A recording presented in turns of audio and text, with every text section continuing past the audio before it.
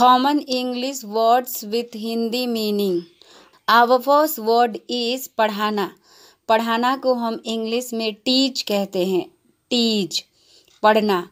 पढ़ना को हम इंग्लिश में रीड कहते हैं. रीड. रहना.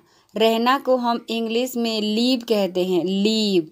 काम करना. काम करना को हम इंग्लिश में वर्क कहते हैं. वर्क.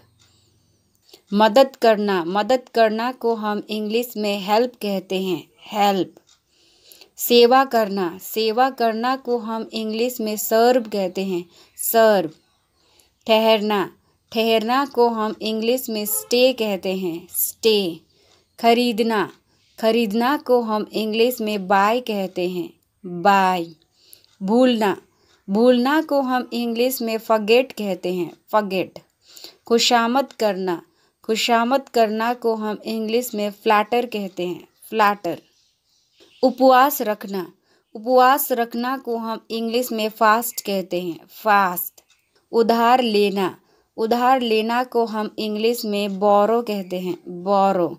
उधार देना. उधार देना को हम इंग्लिश में लेंड कहते हैं. लेंड.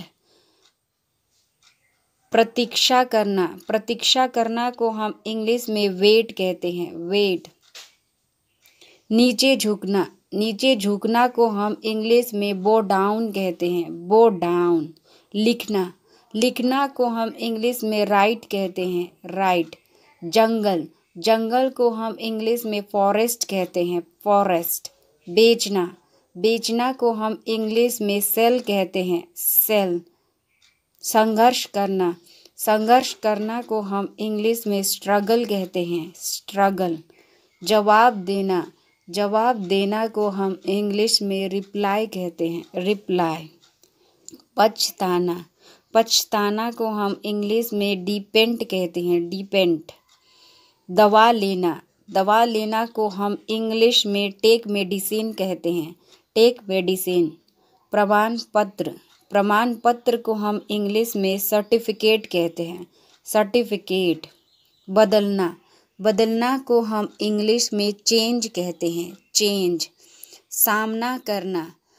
सामना करना को हम इंग्लिश में फेस कहते हैं. फेस. मिलना. मिलना को हम इंग्लिश में मीट कहते हैं. मीट. देना. देना को हम इंग्लिश में गिव कहते हैं. गिव. विचार. विचार को हम इंग्लिश में थॉट कहते हैं. थॉट.